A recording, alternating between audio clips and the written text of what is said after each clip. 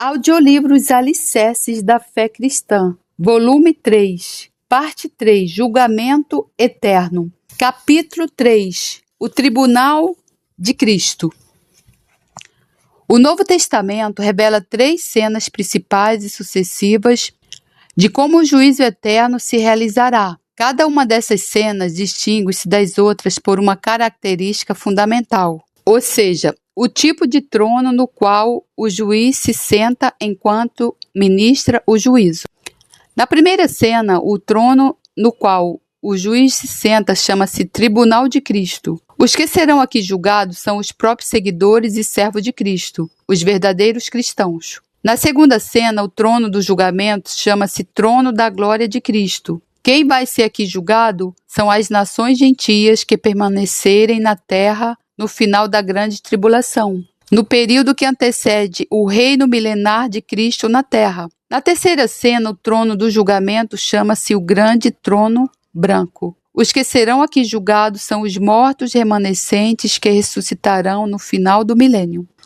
Os cristãos serão julgados primeiro. Começaremos por considerar o quadro dado no Novo Testamento sobre a primeira dessas 3 cenas de julgamento, a que se realizará perante o tribunal de Cristo.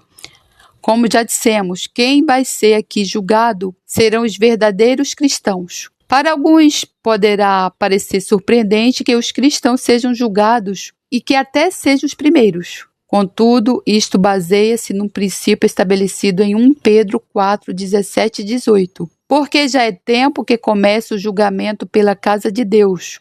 E se primeiro começa por nós, qual será o fim daqueles que são desobedientes ao Evangelho de Deus? E se o justo apenas se salva, onde aparecerá o ímpio e o pecador?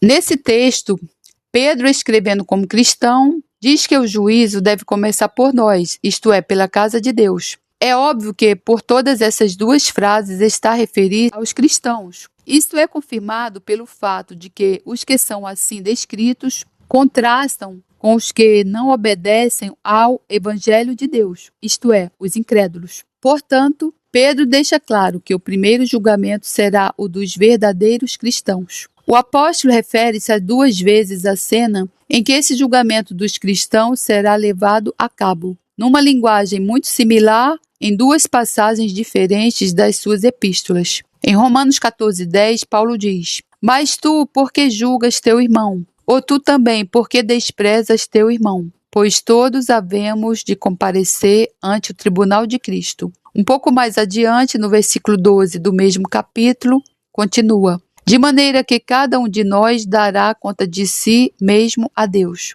Nesses 2 versículos, a expressão teu irmão, que ocorre 2 vezes, e também a frase cada um de nós, deixam claro que Paulo está a falar apenas do julgamento dos cristãos. O pensamento de Paulo é que, como cristãos, não devemos procurar lançar o juízo final sobre os outros, porque o próprio Cristo fará isso, e cada um de nós terá de responder por si mesmo perante Cristo. Como sempre, onde estamos a considerar juízo eterno, será um assunto inteiramente individual. Isto é realçado pela frase enfática que Paulo usa: cada um de nós, isto é, cada um de nós individualmente.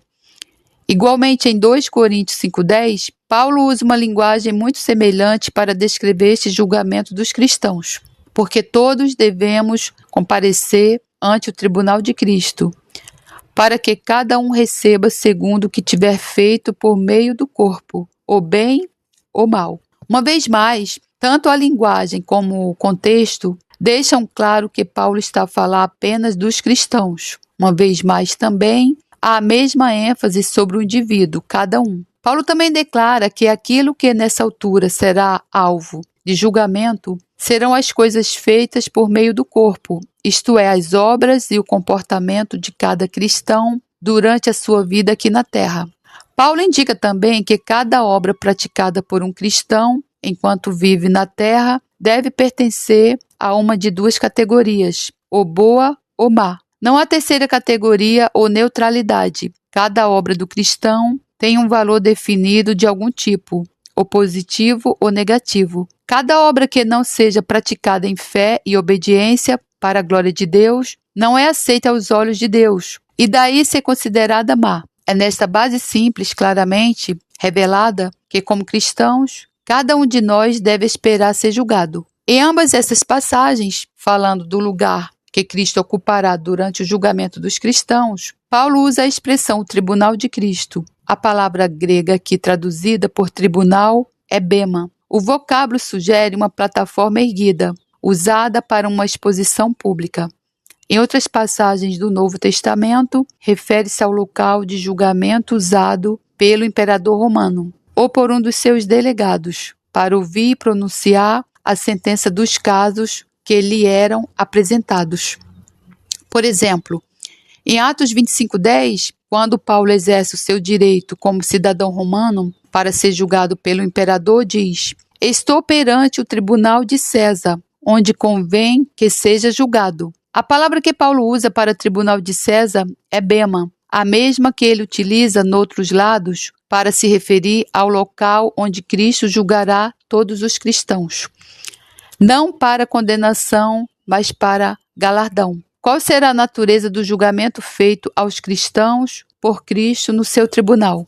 Primeiro que tudo, temos que declarar clara e enfaticamente que esse julgamento dos cristãos, realizado no tribunal de Cristo, não será um julgamento de condenação. Esse fato vitalmente importante de que o verdadeiro crente em Cristo está livre de todo medo de uma condenação final é afirmado em diversas passagens do Novo Testamento. Por exemplo, em João 3,18, Jesus diz: "Quem crer nele, Cristo, não é condenado, mas quem não crer já está condenado, porquanto não crer no nome do unigênito Filho de Deus."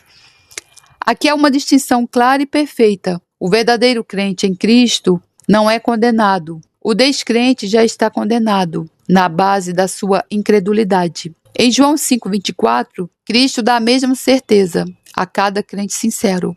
Na verdade vos digo que quem ouve a minha palavra e crê naquele que me enviou tem a vida eterna e não entrará em condenação, mas passou da morte para a vida. Aqui Cristo dá uma segurança tripla e definida a cada crente que aceita em fé a sua palavra através do Evangelho. O crente tem já a vida eterna, já passou da morte espiritual para a vida eterna. Nunca entra em condenação. Em Romanos 8:1, Paulo repete a mesma garantia e certeza da liberdade da condenação.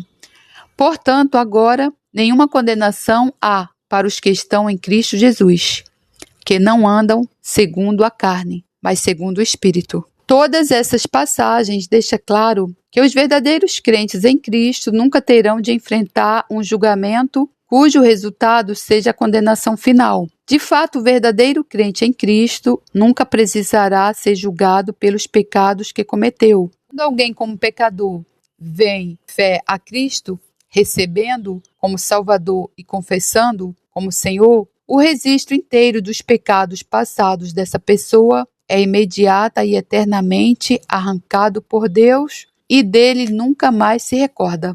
Glórias a Deus!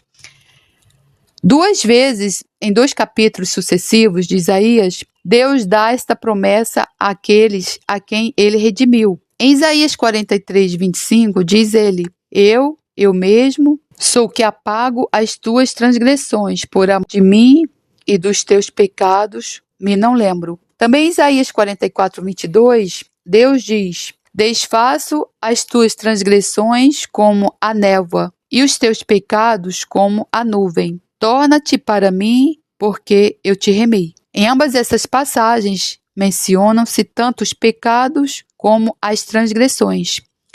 Pecados são ações erradas cometidas sem qualquer referência necessária a uma lei conhecida. Transgressões são atos errados cometidos em desobediência aberta a uma lei conhecida. Assim, pecados são comparados a uma nuvem, mas transgressões a uma névoa. Ou seja, as transgressões são as mais escuras das duas infrações. Contudo, a graça e o poder de Deus são mais do que suficientes para os desfazer. No capítulo anterior, declaramos que nos céus há um registro completo, preservado da vida que cada alma humana leva aqui na terra. Comparamos o tipo de livro no qual esse registro é impresso a uma fita eletromagnética. O paralelo estende-se não apenas à forma como esse registro é feito, mas também à maneira como pode ser apagado. Se durante a gravação se cometer algum erro, este pode ser simples e completamente apagado em poucos momentos, rebobinando a fita e gravando a segunda vez essa parte afetada. Há mesmo um instrumento chamado Book Eraser, que em poucos segundos pode apagar completamente todo o conteúdo registrado numa fita. Em resultado da utilização desse instrumento, produz-se uma fita completamente limpa, em que se pode gravar uma nova mensagem, sem qualquer traço da mensagem anterior. O mesmo acontece ao registro celeste da vida do pecador. Quando o pecador vem pela primeira vez em arrependimento e fé a Cristo, Deus aplica o seu Book Eraser celeste. Todo o registro dos antigos pecados do pecador é assim instantânea e completamente apagado, e fica disponível uma fita limpa na qual uma nova vida de fé e justiça pode ser gravada. Se depois disso o crente cair de novo em pecado, só precisa de se arrepender e confessar sua falta, e Deus apaga essa seção particular do registro e uma vez mais a fica limpa. Essa provisão de Deus pelos pecados cometidos pelos cristãos, depois de terem conhecido Cristo como Salvador, é descrita em 1 João 1,9. Se confessarmos os nossos pecados, Ele é fiel e justo para nos perdoar os pecados e nos purificar de toda a injustiça. Igualmente em 1 João 2,1,2, meus filhinhos, estas coisas vos escrevo para que não pequeis. E se alguém pecar, temos um advogado para com o Pai, Jesus Cristo, o justo. E Ele é a propiciação pelos nossos pecados, e não somente pelos nossos, mas também pelos de todo o mundo. Essas passagens ensinam que se um crente em Cristo pecar e depois se arrepende e confessa o seu pecado, a eficácia da expiação de Cristo é tal que o registro dos seus pecados é apagado e ele mesmo purificado de toda a injustiça. Essa é a razão lógica porque o verdadeiro crente em Cristo não precisa recear que o resultado de seu julgamento seja a condenação. A provisão de Deus, tanto em purificar o pecador como em apagar o registro dos seus pecados, significa que não haverá registro do pecado, sobre o qual qualquer juízo de condenação possa basear-se. Se então não há possibilidade de condenação final para o verdadeiro crente, com que alvo os cristãos serão julgados? A resposta é que o julgamento dos cristãos será para lhes atribuir um galardão. O verdadeiro crente será julgado não tendo em conta a justiça, mas os serviços prestados a Cristo. A razão do crente não ser julgado com base na justiça é simples e lógica.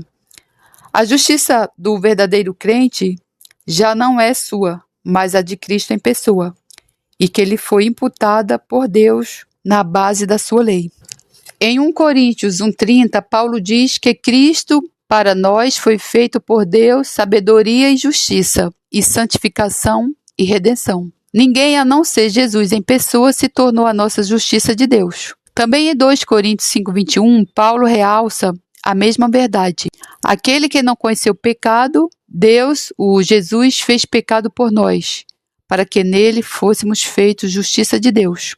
Através dessa troca, tornamo-nos a justiça de Deus em Cristo. Obviamente, quando o crente recebe a salvação nesta base, seria absolutamente ilógico que Deus o julgasse ou mesmo questionasse a sua própria justiça comunicada ao crente. Portanto, concluímos que o julgamento dos cristãos não lidará com a sua justiça, mas com o serviço que prestaram a Cristo. O alvo do julgamento não será decidir absolvição ou condenação, mas antes atribuir o galardão devido a cada crente pelo serviço prestado a Cristo enquanto viveu na terra. A prova do fogo. Esse julgamento dos crentes para a atribuição do galardão é descrito por Paulo em 1 Coríntios 3, 11 a 15.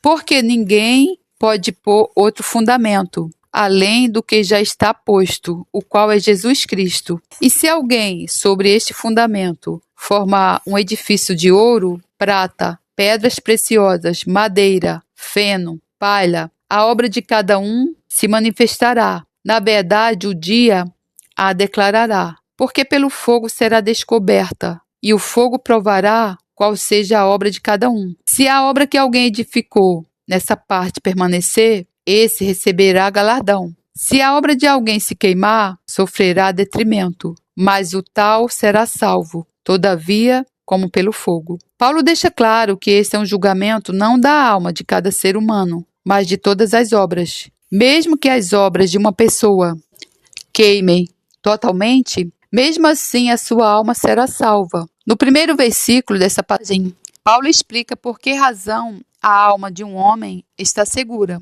porque ninguém pode pôr outro fundamento, além do que já está posto, o qual é Jesus Cristo. Esse julgamento diz respeito apenas àqueles que edificaram a sua fé, não nas suas obras pessoais ou na sua própria justiça, mas sobre o fundamento de Jesus Cristo e a sua justiça. Enquanto a sua fé permanecer inamovível sobre este fundamento, a sua alma estará eternamente segura. Quando se trata do valor das obras do crente, Paulo coloca-as numa das duas categorias.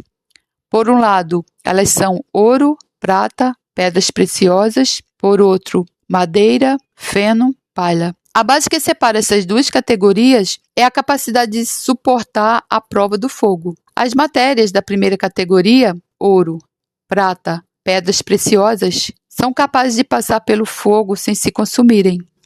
As matérias da segunda, madeira, palha, feno, serão consumidas pelo fogo. De imediato, emerge um pensamento do contraste entre essas duas categorias. Para Deus, a qualidade é de importância infinitamente maior do que a quantidade. Ouro, prata, pedras preciosas são tudo coisas que normalmente se encontram em pequenas quantidades, mas que são de grande valor. Madeira, palha, feno são coisas que ocupam muito espaço e se obtêm em grandes quantidades, mas são de valor relativamente pequeno. Qual a natureza do fogo pela qual as obras dos cristãos serão provadas? Recordemo-nos que o Cristo glorificado estará sentado no seu tribunal e que cada um de nós terá de se apresentar diretamente perante ele. Veloemos, então, como João o viu na sua visão na ilha de Patmos. A parte central da visão que João teve de Cristo glorificado encontra-se em Apocalipse 1, 14 a 15. E a sua cabeça e cabelos eram brancos como lã branca, como a neve, e os seus olhos como chama de fogo. E os seus pés semelhantes a latão reluzente, como se tivessem sido refinados de fornalha, e a sua voz como a voz de muitas águas. Nessa visão, os pés de Cristo como latão reluzente, como se tivessem sido refinados numa fornalha, tipificam o fogo da tribulação, em que ele julgará os atos pecaminosos dos ímpios, enquanto os seus olhos, como uma chama de fogo, tipificam o olhar penetrante e consumidor com que ele avaliará as obras do seu povo crente. Nos raios ardentes desses olhos, quando cada um estiver perante o seu tribunal, tudo o que nas obras do seu povo foi inferior, sem sinceridade e sem valor, será instantânea e eternamente consumido. Só o que for verdadeiro e de valor permanente sobreviverá, purificado e refinado pelo fogo. Meu Deus, que tamanha responsabilidade! Ao considerarmos essa cena do juízo, cada um de nós precisa de se interrogar: como posso servir Cristo nesta vida, de modo que as minhas obras passem nesse dia à prova do fogo? Há 3 pontos que cada um de nós deve examinar: motivo, obediência, poder. Primeiro devemos examinar os nossos motivos. O alvo do nosso serviço é agradar a nós mesmos? É para nossa própria satisfação e glória? Ou procuramos com sinceridade glorificar Cristo e fazer a sua vontade? Segundo, temos que nos examinar no que diz respeito à obediência. Estaremos a procurar servir Cristo segundo os princípios e os métodos revelados na Palavra de Deus? Ou estaremos a modelar as nossas formas de adoração e serviço e depois aplicamos-lhes o nome de Cristo e os títulos e frases da religião do Novo Testamento? Terceiro, devemos examinar-nos a respeito do poder. Em 1 Coríntios 4:20, Paulo recorda-nos: o reino de Deus não consiste em palavras, mas em poder. Estaremos a procurar servir a Deus na incapacidade da nossa própria força carnal? Ou fomos renovados e revestidos de poder pelo Espírito Santo? Se sim, então podemos dizer como Paulo em Colossenses 1:29. E para isto também trabalho, combatendo segundo a sua eficácia, que obra em mim poderosamente. Das respostas a essas perguntas, quanto motivo, obediência e poder, depende o resultado do nosso julgamento naquele dia em que cada um de nós estiver perante o tribunal de Cristo. Capítulo 4. O julgamento do serviço cristão. Consideraremos agora mais detalhadamente os princípios segundo os quais os crentes serão recompensados pelo seu serviço. Esses foram estabelecidos por Cristo na forma de duas parábolas. A parábola dos talentos, registrada em Mateus 25:14-30, e a parábola das minas, relatada em Lucas 19:11-27. A avaliação do serviço cristão. O tema central de ambas as parábolas é o mesmo. As duas dizem respeito a um homem rico e de autoridade que entregou uma certa soma a cada um dos seus servos, a fim de administrarem, ausentando-se depois para um país distante. Após um considerável período de tempo, esse rico regressa e conferencia com os servos a fim de avaliar de que modo cada um deles tratou o dinheiro que lhes havia entregado. Em ambas as parábolas, mencionam-se 3 servos individualmente. Os 2 primeiros são fiéis na administração do dinheiro do patrão. O terceiro é infiel. Na parábola dos talentos, a distribuição dos talentos é descrita em Mateus 25:15. E a um deu 5 talentos, e a outro 2, e a outro 1, segundo a sua capacidade. Um talento era uma quantidade considerável de dinheiro, talvez tanto quanto como o salário de 15 anos. Note-se que este versículo revela o princípio segundo o qual os talentos são distribuídos, a cada um segundo a sua capacidade, ou seja, Deus distribui a cada um crente o número máximo de talentos que a sua própria capacidade lhe permite usar como eficácia. Deus não dá a um crente mais ou menos talentos do que aqueles que ele pode usar eficazmente. Nesta parábola, cada um dos 2 primeiros servos obteve um aumento de 100%. O servo que recebeu 5 talentos ganhou mais 5. O que recebera 2 talentos granjeou 2 outros. Pela expressão da parábola, parece que o Senhor recompensou a fidelidade destes servos não pelo seu lucro líquido, mas pela percentagem de ganho. Isto é, o servo que ganhou 5 talentos não foi considerado mais fiel do que aquele que ganhou 2 talentos. Embora o seu lucro líquido em talentos fosse maior, em vez disso, cada servo foi considerado igualmente fiel, porque ambos obtiveram o mesmo lucro proporcional, ou seja, 100%. Isso é revelado pelo fato das palavras de louvor em favor desses 2 servos, registradas em Mateus 25, 21 e 23, serem exatamente as mesmas em cada versículo.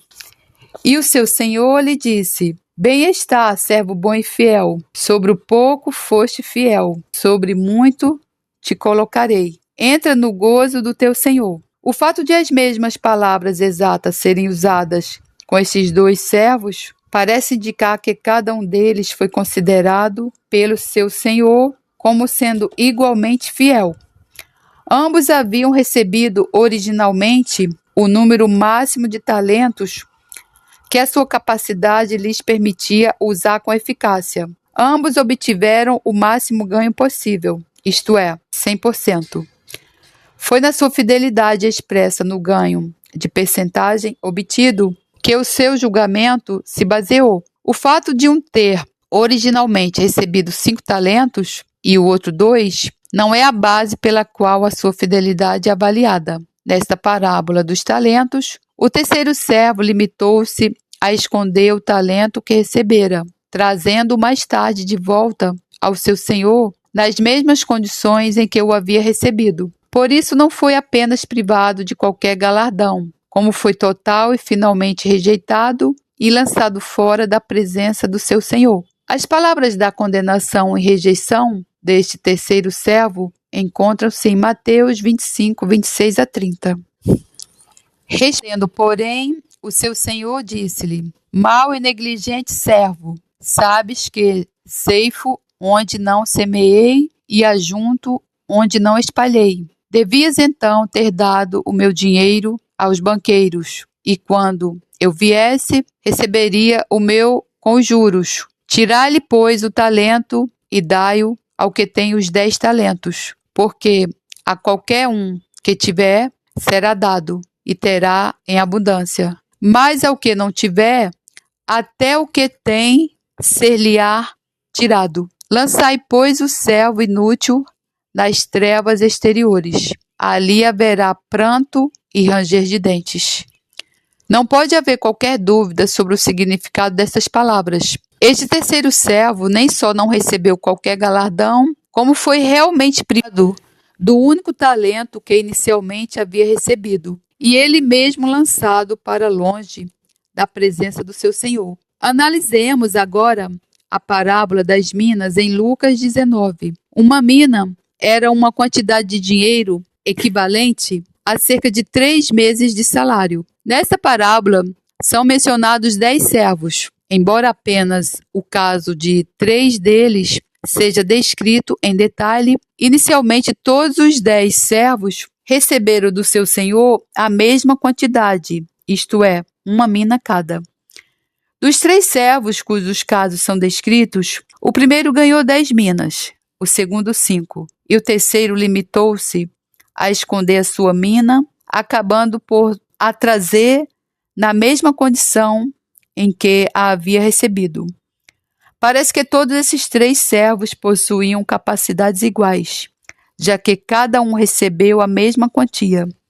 Contudo, a sua fidelidade não foi idêntica. O primeiro ganhou 2 vezes mais com a sua mina do que o segundo. Por essa razão, o seu galardão foi 2 vezes maior. A recompensa desses 2 servos vem descrita em Lucas 19, 16 a 19. E veio o primeiro dizendo: Senhor, a tua mina rendeu 10 minas. E ele lhe disse: Bem está, servo bom, porque no mínimo foste fiel. Sobre 10 cidades terás autoridade. E veio o segundo dizendo: Senhor, a tua mina rendeu 5 minas.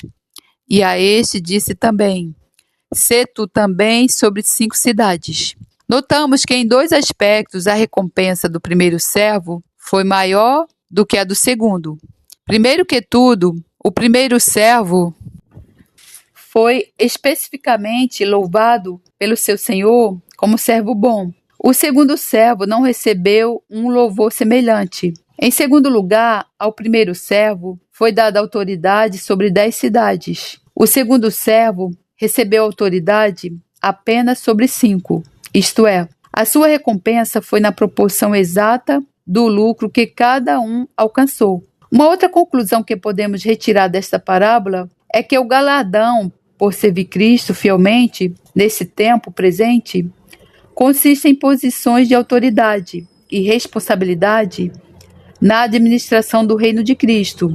Por outras palavras, o serviço fiel no tempo presente conduz a oportunidades contínuas e permanentes de serviço no tempo futuro. Para os que verdadeiramente amam Cristo, não pode haver maior alegria ou privilégio do que o de continuar a servir o seu Senhor. Para os que são fiéis, esse privilégio, começado aqui no tempo, estender-se-á ao longo da eternidade. Nesta parábola das minas, tal como na dos talentos, o terceiro servo foi infiel, incapaz de dar qualquer uso à mina que lhe fora entregue. As palavras da sua condenação encontram-se em Lucas 19, 22 a 24. Porém, ele lhe disse: Mau servo, pela tua boca te julgarei. Sabias que sou homem rigoroso, que tomo o que não pus e cego o que não semeei? Porque não meteste, pois, o meu dinheiro no banco, para que eu, vindo, o exigisse com juros. E disse aos que estavam com ele: Tirai-lhe a mina e dai-a ao que tem 10 minas. Nesta parábola, tal como na dos talentos, o servo infiel nem só não recebeu qualquer galardão, como até a única mina que possuía originalmente lhe foi arrancada. O fim deste servo, com uma só mina, não é revelado nesta parábola. Contudo, parece razoável concluir que, à semelhança do servo infiel da parábola dos talentos, ele foi rejeitado e lançado para longe da presença do seu senhor.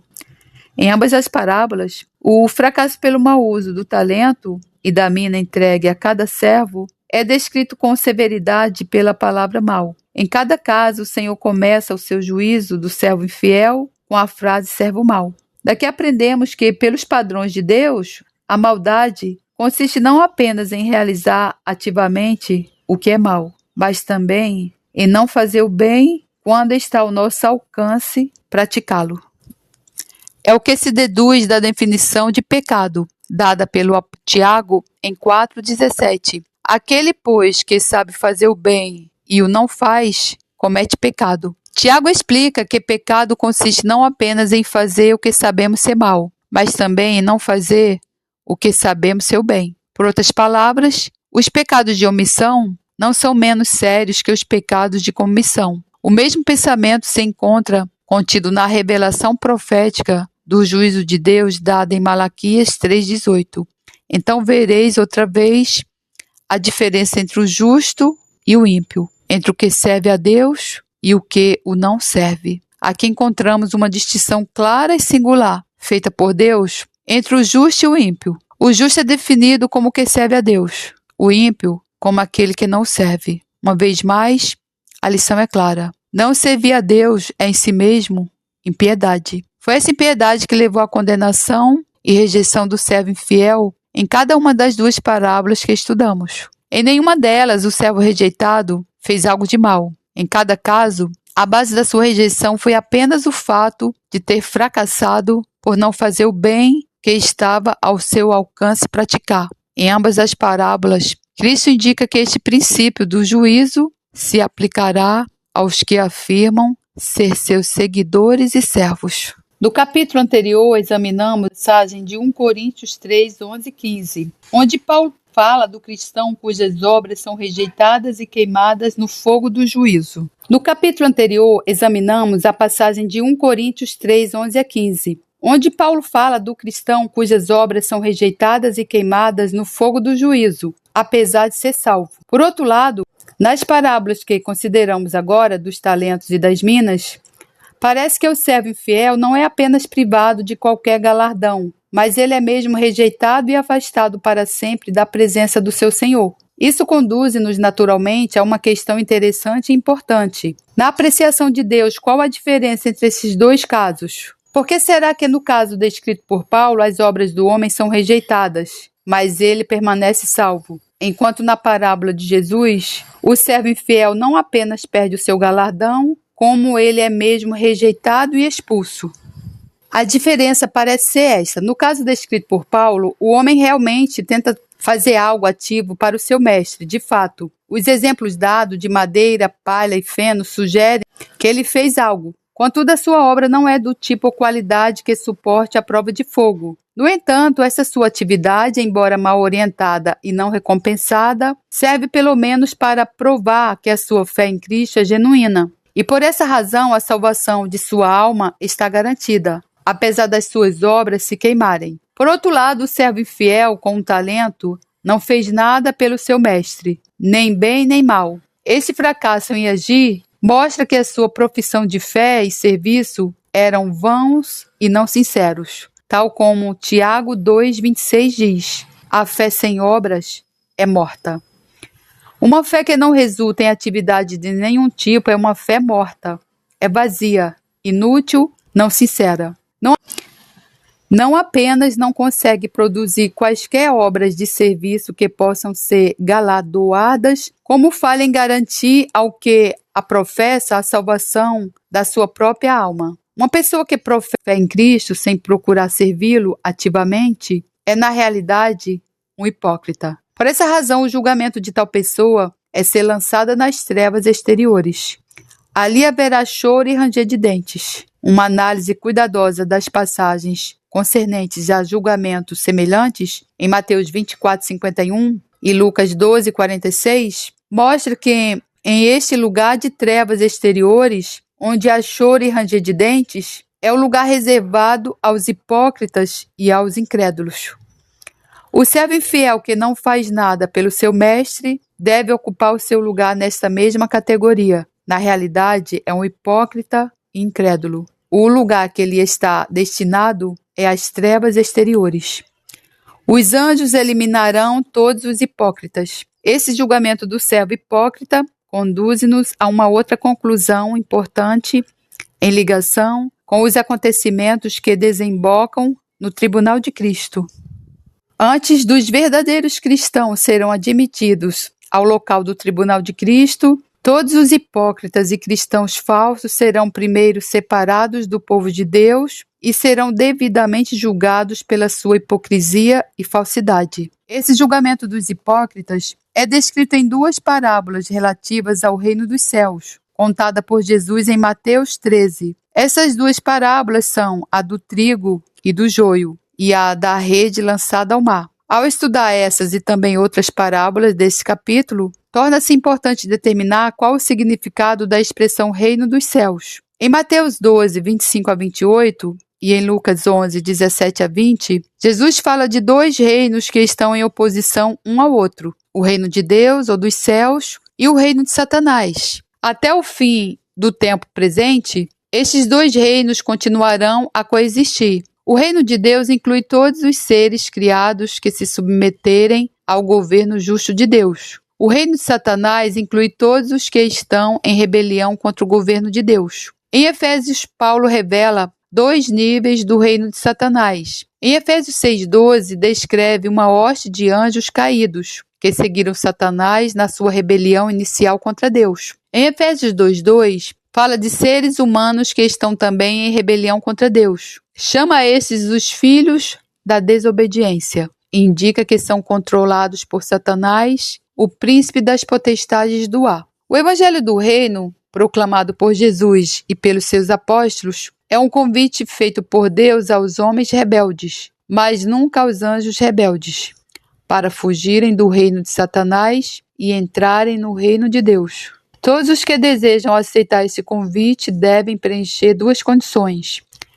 Tem que se arrepender da sua rebelião e submeter-se em fé a Cristo, como o rei apontado por Deus. As duas parábolas, a do trigo e do joio e a da rede, revelam ambas que alguns dos que parecem pertencer ao reino de Deus realmente não cumpriram essas duas condições.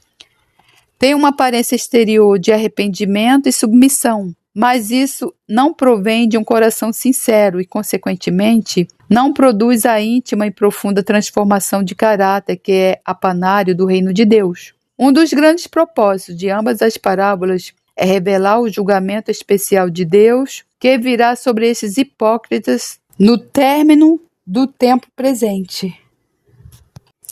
Na primeira das duas parábolas, os servos perguntam ao dono do campo se devem arrancar o joio. A sua resposta vem relatada em Mateus 13, 29. Porém, ele lhes disse: não, para que ao colher o joio não arranquem também o trigo com ele. Isso indica que teria sido muito difícil para os servos distinguir o joio do trigo. Obviamente, isso não seria verdade se o joio representasse pessoas que não tivessem feito profissão de fé em Cristo. Também em Mateus 13, 37 a 43, Jesus interpreta plenamente a parábola. E ele respondendo, disse-lhes: o que semeia a boa semente é o filho do homem. O campo é o mundo.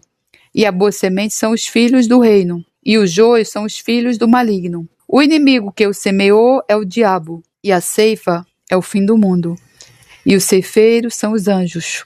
Assim como o joio é colhido e queimado no fogo, assim será na consumação deste mundo. Mandará o Filho do Homem os seus anjos, e eles colherão do seu reino tudo que causa escândalo e os que cometem iniquidade, e lançá-los-ão na fornalha de fogo. Ali haverá pranto e ranger de dentes. Então os justos resplandecerão como o sol no reino de seu Pai. Quem tem ouvidos para ouvir, ouça. Jesus identifica o joio como os filhos do maligno. A sua presença no campo não é nenhum acidente. Foram deliberadamente semeados pelo diabo entre o trigo. Por outras palavras, faz parte da estratégia de Satanás plantar hipócritas entre os verdadeiros cristãos. É uma maneira através da qual ele procura desacreditar o testemunho da igreja. Jesus prossegue e diz que no julgamento no fim dos tempos, a primeira coisa que irá acontecer é que os anjos juntarão todos os falsos cristãos de entre os verdadeiros e lançá-los-ão no lugar de fogo, onde há pranto e ranger de dentes. Só depois disto feito, então os justos resplandecerão como o sol no reino de seu Pai. Por outras palavras, os falsos cristãos serão primeiro separados e lançados no lugar de terrível julgamento. Então, depois disso, os verdadeiros cristãos manifestar-se-ão na sua ressurreição em glória. A mesma revelação está também contida na parábola da rede, em Mateus 13, 47 a 50. Igualmente, o reino dos céus é semelhante a uma rede lançada ao mar, que apanha toda a qualidade de peixes. E estando cheia, a puxam para a praia, e assentando-se, apanham para os cestos os bons, os ruins, porém lançam fora. Assim será na consumação dos séculos. Virão os anjos e separarão os maus de entre os justos, e lançá-los-ão na fornalha de fogo. Ali haverá pranto e ranger de dentes. Nesta parábola, a rede lançada ao mar representa o evangelho do reino proclamado em todo o mundo. As diversas criaturas apanhadas pela rede representam todos os que deram uma resposta positiva ao convite do evangelho. Entre eles contam-se pessoas de todo tipo, tanto bons como maus, tanto justos como ímpios.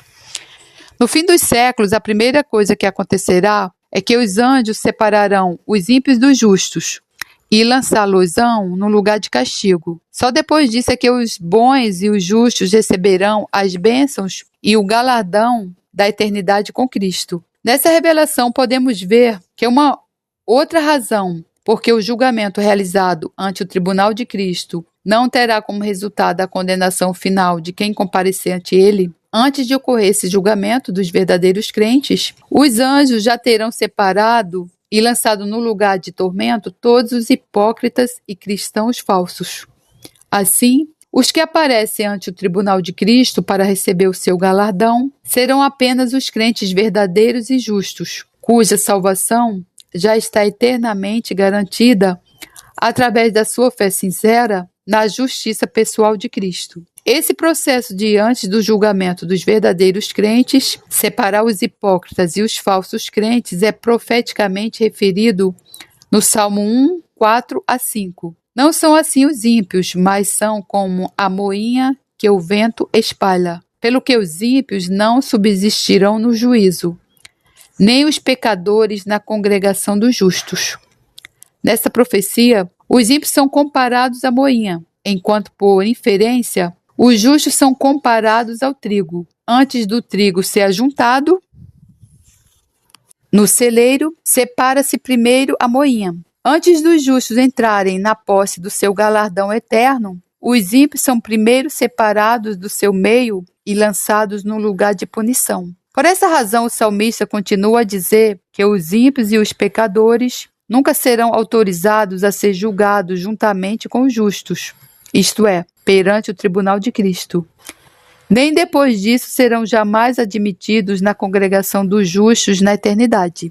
Podemos elaborar de um modo mais sucinto essa conclusão. Só os crentes verdadeiros e sinceros comparecerão perante o tribunal de Cristo.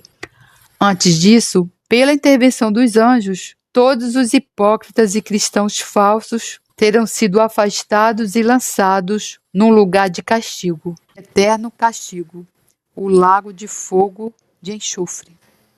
Capítulo 5. 3 julgamentos finais. Indicamos no capítulo 3 que os julgamentos eternos de Deus dar-se-ão em 3 atos sucessivos. O primeiro ato será o julgamento dos crentes cristãos ante o tribunal de Cristo. O segundo ato será o julgamento das nações gentias no final da grande tribulação, ante o trono da glória de Cristo. O terceiro ato será o julgamento de todos os mortos remanescentes no final do milênio, realizado perante um grande trono branco. Nos capítulos 3 e 4 examinamos o primeiro destes 3 atos, ou seja, o julgamento dos cristãos ante o tribunal de Cristo. Agora consideraremos o ato seguinte, isto é, o julgamento dos gentios no final da grande tribulação, Contudo, precisamos primeiro de considerar os principais acontecimentos que conduzirão a esse julgamento. Isso ajudar-nos-á a compreender por que razão Deus estabeleceu um julgamento especial reservado apenas para as nações gentias. Em 1 Coríntios 10:32, Paulo refere-se a 3 categorias diferentes em que Deus dividiu a raça humana. Portai-vos de modo que não deis escândalo nem aos judeus, nem aos gregos, os gentios, nem à igreja de Deus. Os judeus são uma nação especial, separada por Deus, com o alvo de ser a sua nação entre todas as outras. Os gentios são as restantes das nações, à exceção de Israel. A Igreja de Deus consiste em todos os verdadeiros crentes que nasceram de novo pela fé em Jesus Cristo. Deus já não os encara segundo a sua nacionalidade original, sejam de origem judaica ou gentia, mas como uma nova nação em Cristo.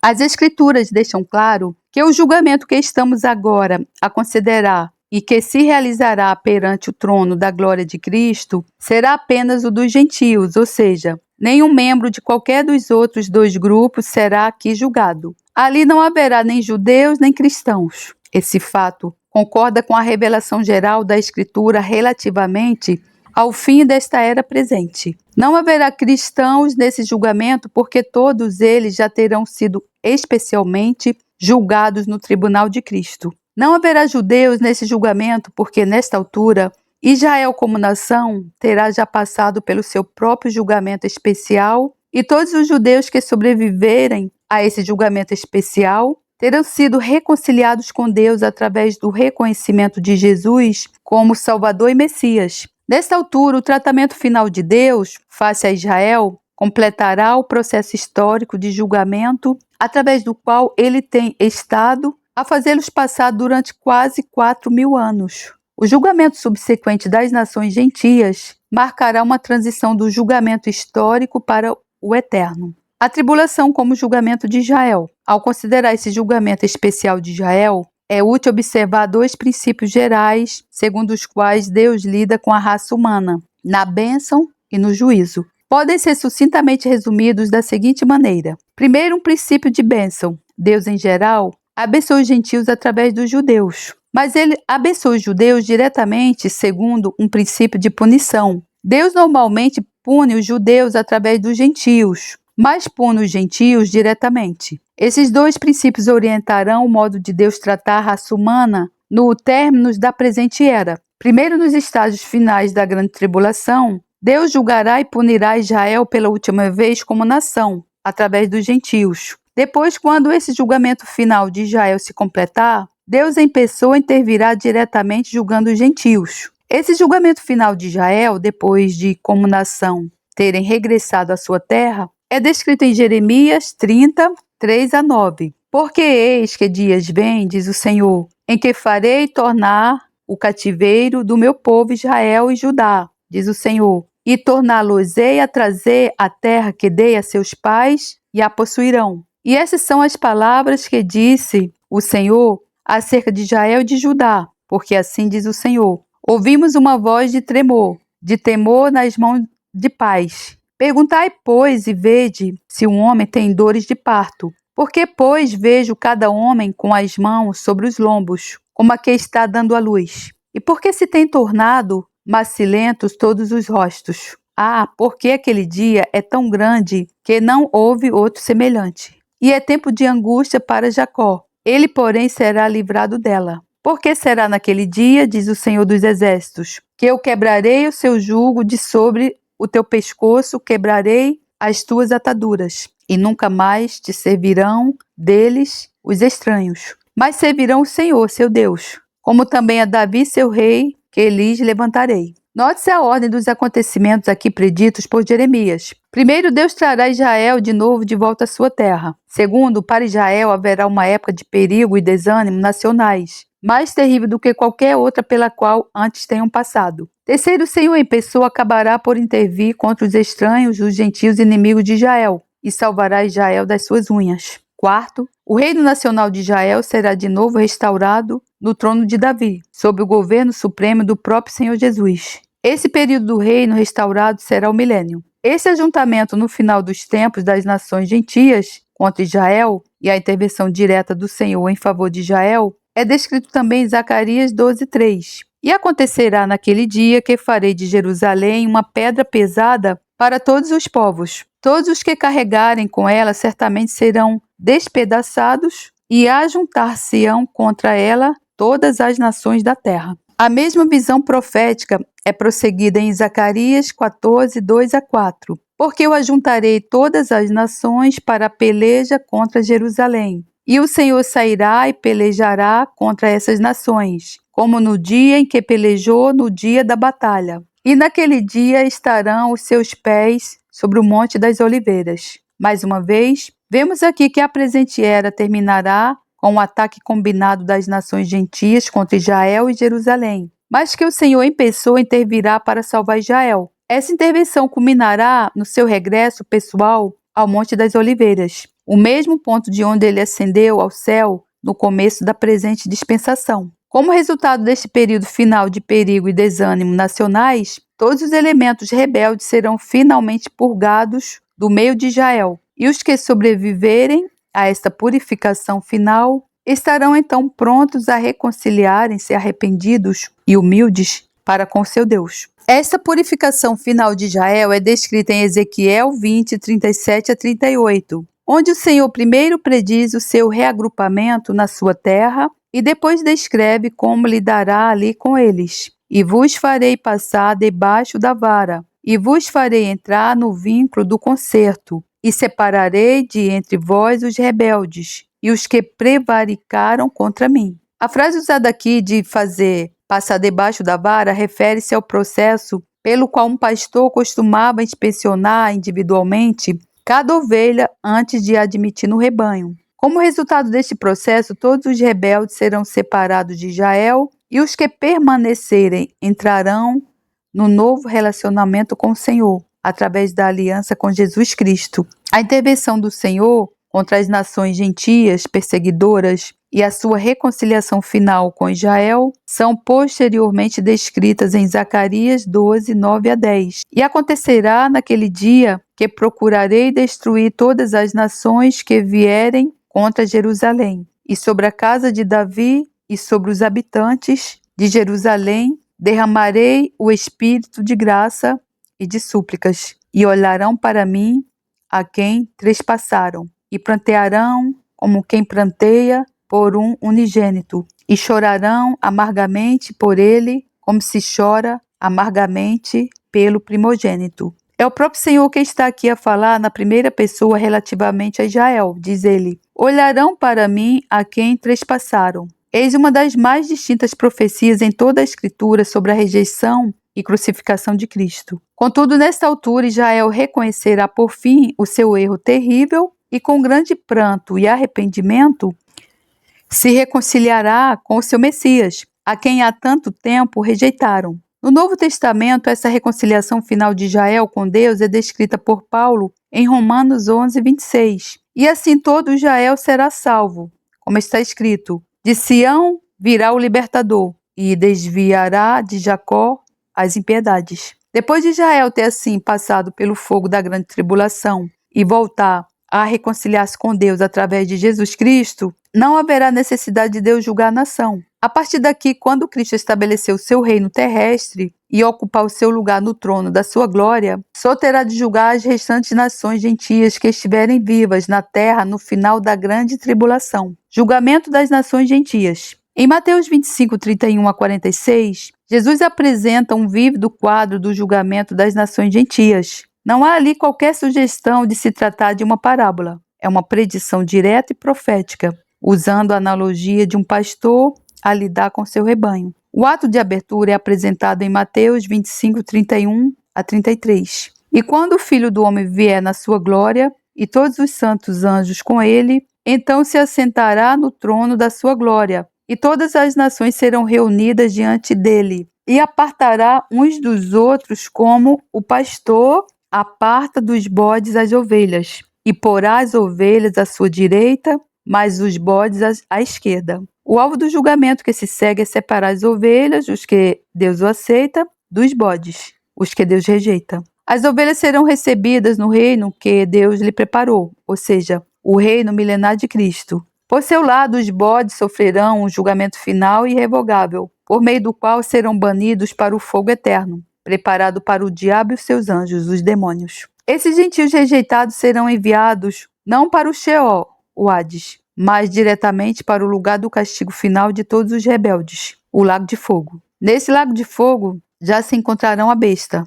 isto é, o anticristo e o seu falso profeta. A separação das ovelhas e dos bodes baseia-se numa questão decisiva: a forma como os que estão a ser julgados trataram os irmãos de Jesus, ou seja, o povo judeu. Muitas passagens da Escritura deixam claro que no final deste tempo presente haverá uma hostilidade a nível mundial contra o povo judaico e o Estado de Israel. Não só haverá um ataque concentrado das nações gentias contra Israel, como os judeus nos outros países serão sujeitos a diversas formas de perseguição.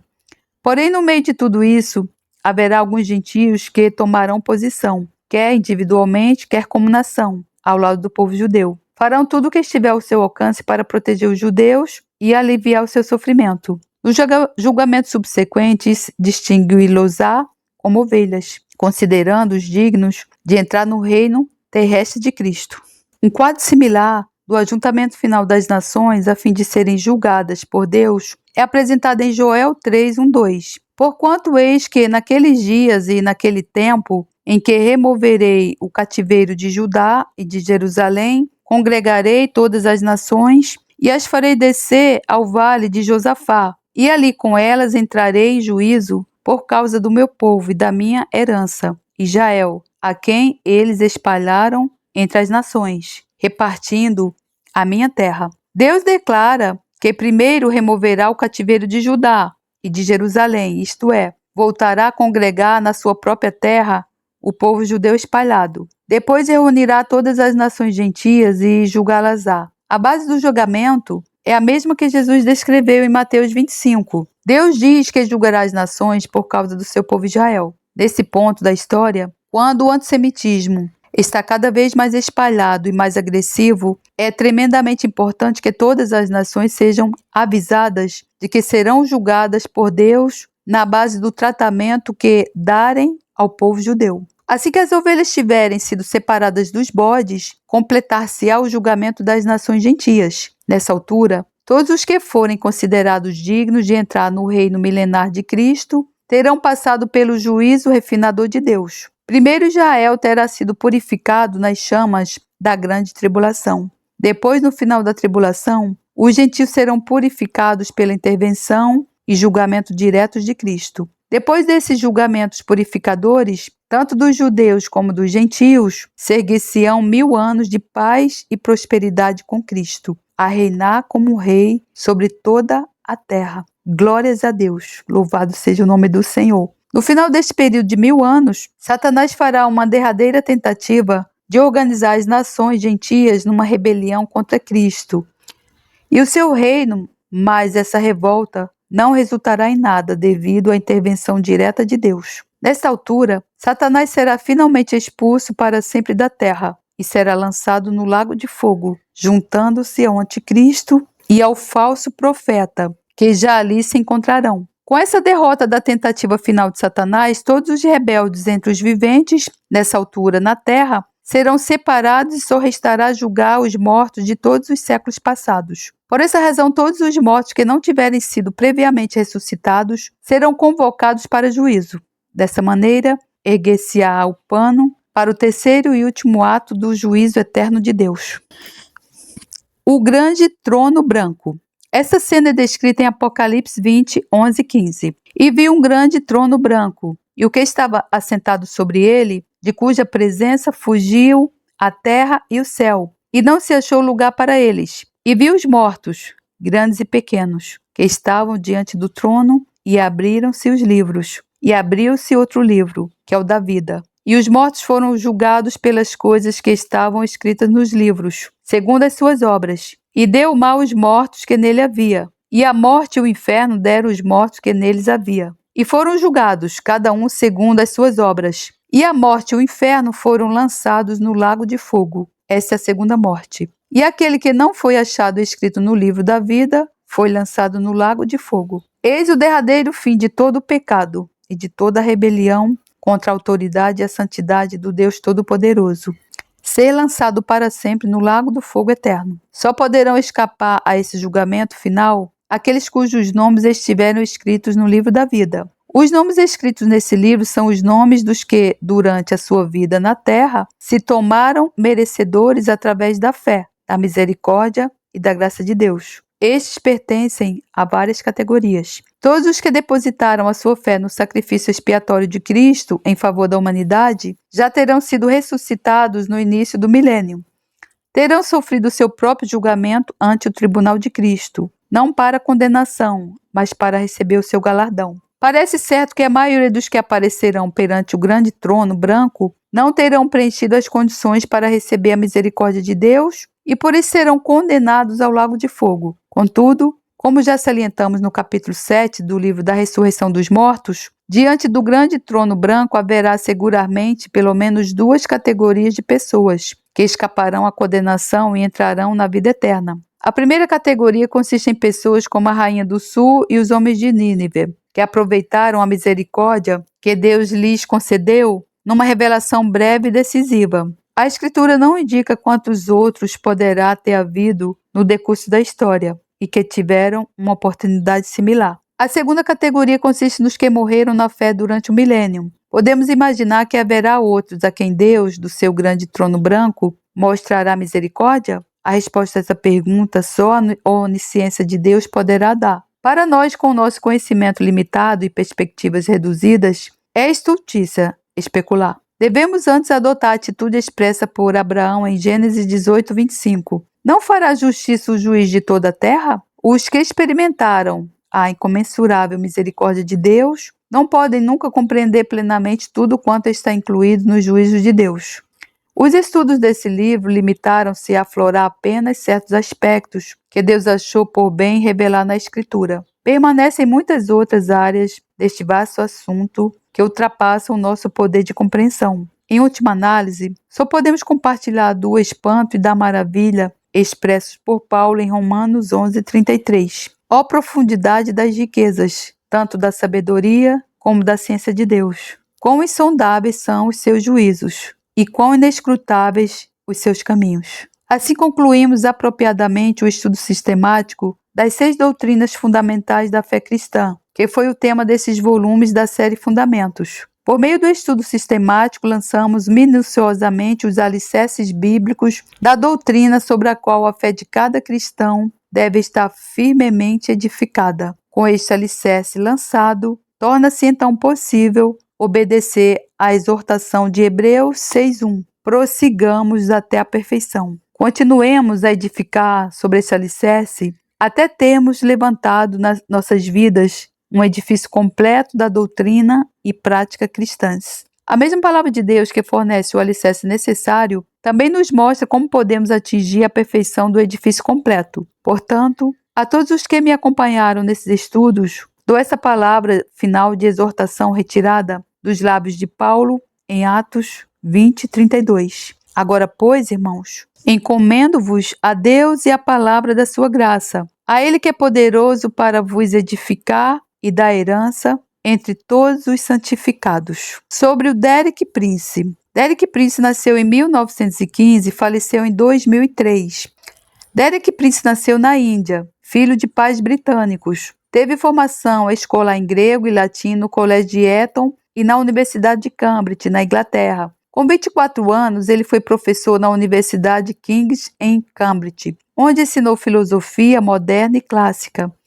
Na Segunda Guerra Mundial, foi obrigado a entrar no exército britânico e foi colocado no norte da África. Levou consigo a Bíblia como material de estudo filosófico, a qual leu em alguns meses. Numa noite, quando estava sozinho numa barraca, foi confrontado pela palavra com a realidade de Jesus Cristo. Com esse encontro com Jesus Cristo, ele chegou a 2 conclusões. Primeiro, Jesus Cristo está vivo. Segundo, a Bíblia é um livro que traz a verdade, que é relevante, sendo por isso sempre atual. Essas conclusões alteraram totalmente o curso da sua vida. Desde essa data, dedicou a sua vida a estudar e ensinar a palavra de Deus. Entretanto, adquiriu reconhecimento internacional como um dos ensinadores da Bíblia mais importantes desta época. O que faz o seu ministério ser único não é a sua educação de alto nível, nem a sua inteligência, mas o seu ensino direto, atual e simples.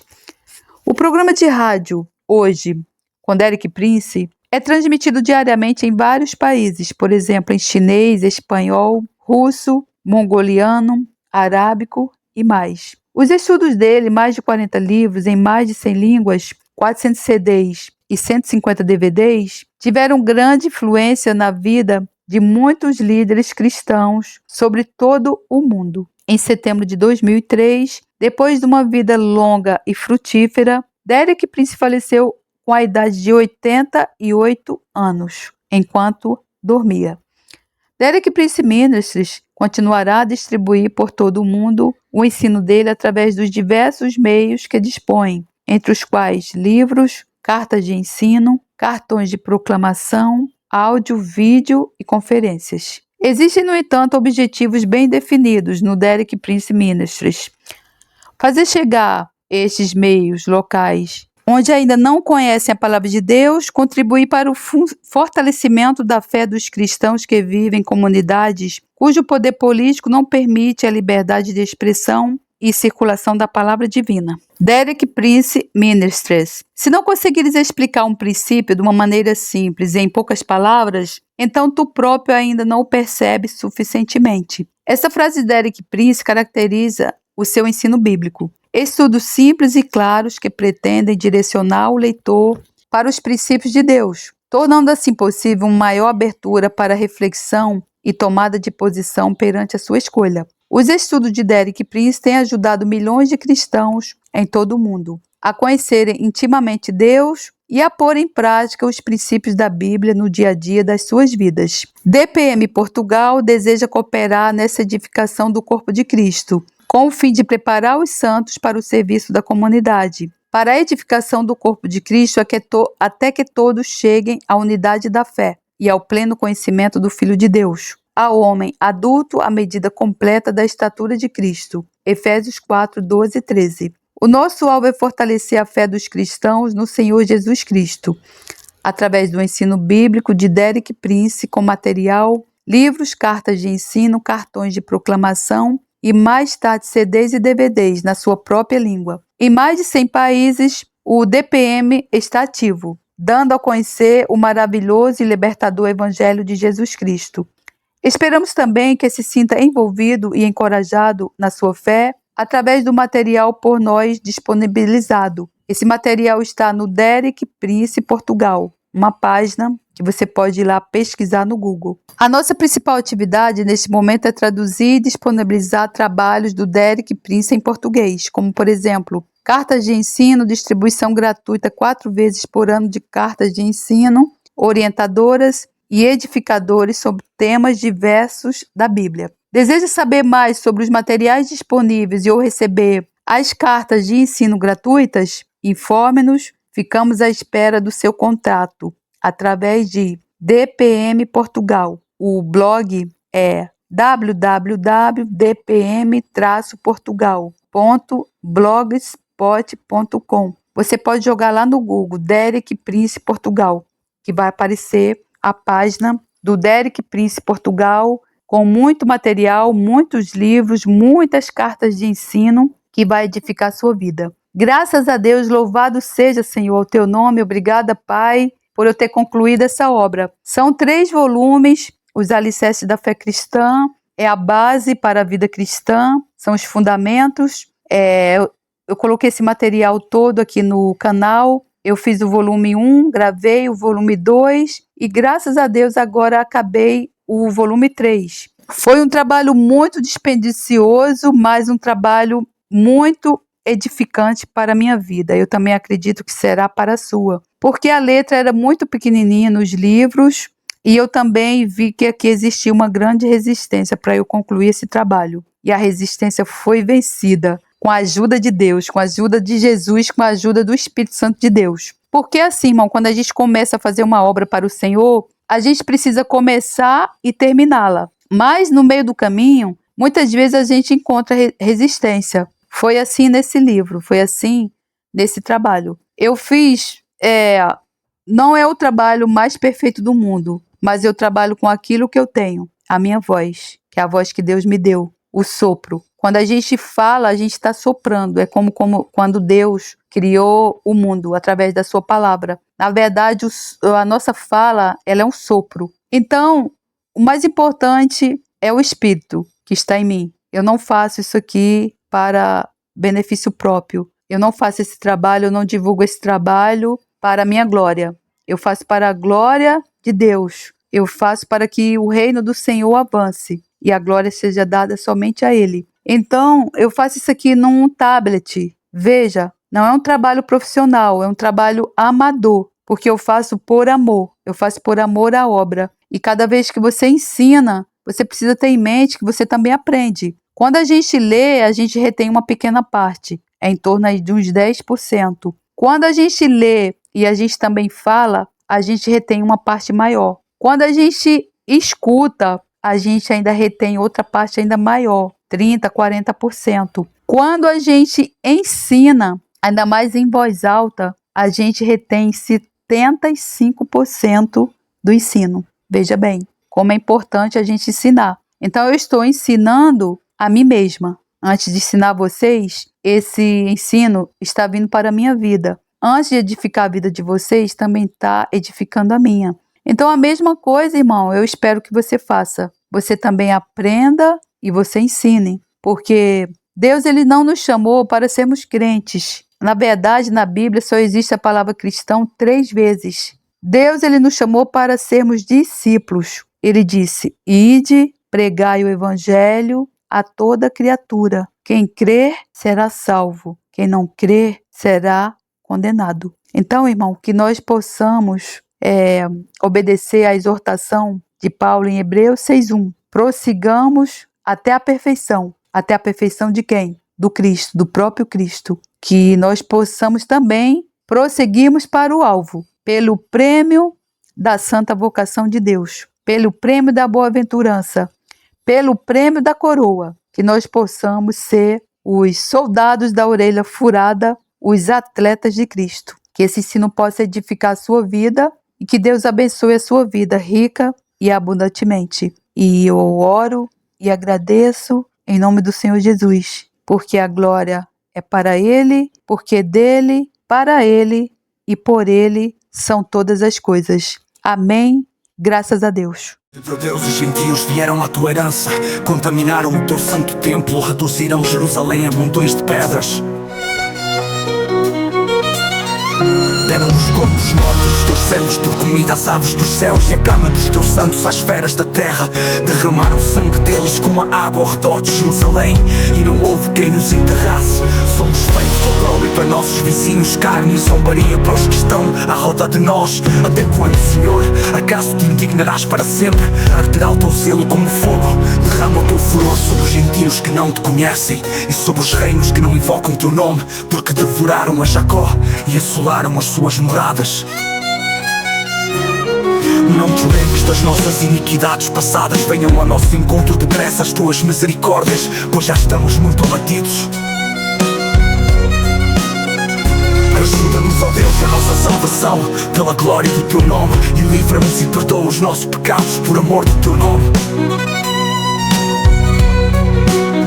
Porque diriam os gentios, onde está o seu Deus? Seja ele conhecido entre os gentios, à nossa vista, pela vingança do sangue dos teus servos que foi derramado. Venha perante a tua face os gemidos dos presos, segundo a grandeza do teu braço preserva aqueles que estão sentenciados à morte, e torna aos nossos vizinhos o seu regaço 7 vezes tanto da sua injúria com a qual te injuriaram, Senhor.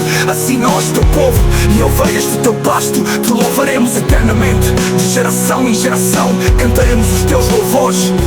Oh, sim, nós, teu povo e ovelhas do teu pasto, te louvaremos eternamente, de geração em geração cantaremos os teus louvores. Oh, oh, oh.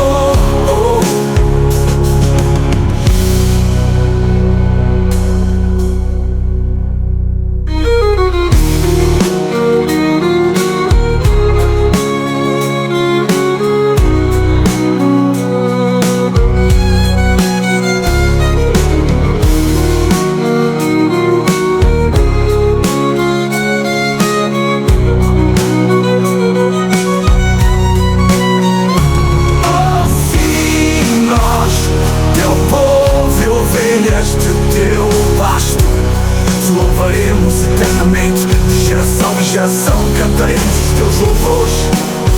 Assim nós, teu povo e ovelhas de teu pasto, te louvaremos eternamente, de geração em geração cantaremos